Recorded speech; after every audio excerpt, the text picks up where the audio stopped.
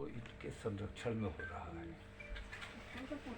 और इनकी ईमा पर और इनकी इजाज़त से किया जा रहा है।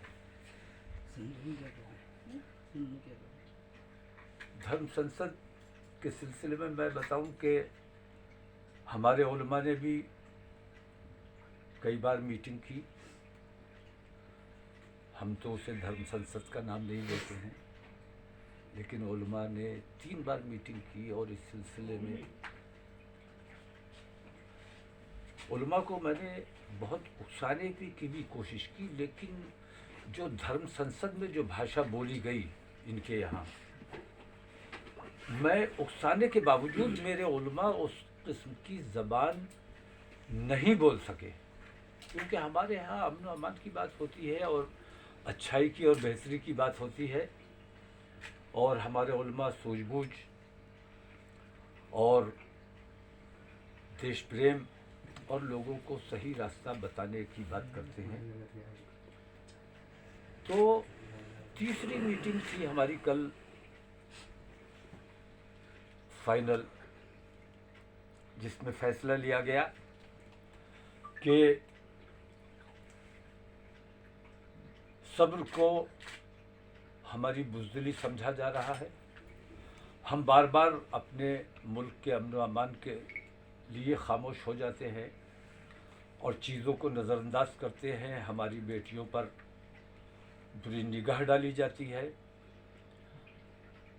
अपने नौजवानों को उकसाया जाता है कि मुसलमानों की लड़कियों को बहकाओ, उन्हें वर्गलाओ, उनसे शादी करो, उनको भगाओ, और ऐसा करने वाले को 1 लाख रुपए का इनाम भी रखा गया कि 20 या 25 हज़ार लड़कियों का लक्ष्य उन्होंने बनाया। हमने खामोशी इख्तियार की, सब्र किया,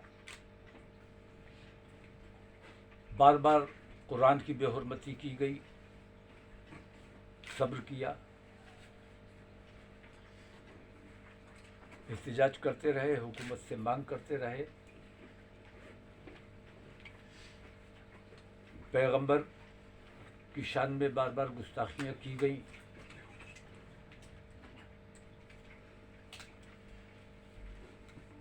और ये सब मुसलसल जारी है।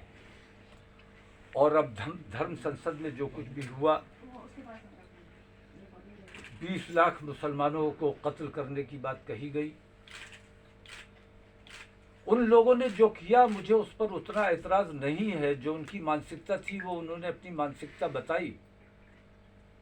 साधु की वो भाषा हो ही नहीं सकती। ये साधु के भेष में राक्षस हैं ये लोग। हमें उनसे कोई शिकायत नहीं है, हमें राक्षसों से कोई शिकायत होनी भी नहीं चाहिए। हमें शिकायत है हुकूमत से, हमें शिकायत है अदलिया से, हमें शिकायत है पुलिस और प्रशासन से,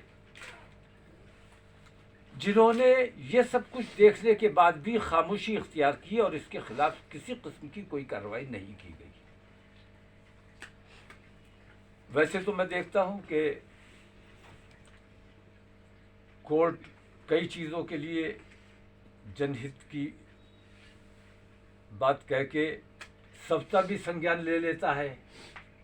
कर्फ्यू लगना चाहिए, लॉकडाउन किया जाना चाहिए, और क्या क्या सबका संज्ञान लेते हैं। लेकिन इतनी ख़तरनाक बात के बावजूद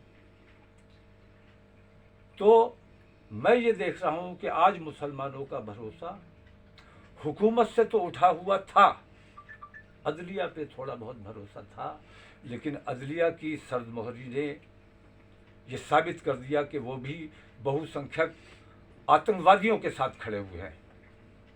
आतंकवादियों के खिलाफ कोई कार्रवाई करने को तैयार नहीं है।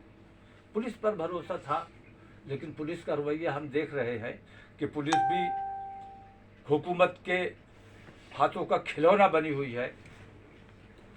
ऐसे में बहुत सोचने और समझने के बाद, बहुत गौर करने के बाद, अपनी बेटियों की इज्जत व आबरू बचाने के लिए, अपनी मस्जिदों की हिफाजत करने के लिए, अब हम किसी हुकूमत, किसी पार्टी और पुलिस पर भरोसा करने के लिए तैयार नहीं है। ये हमारे काम हैं अब हमें ये काम खुद करने हैं। हमें नहीं लगता है कि हम कोर्ट में जाएंगे और इंसाफ मांगेंगे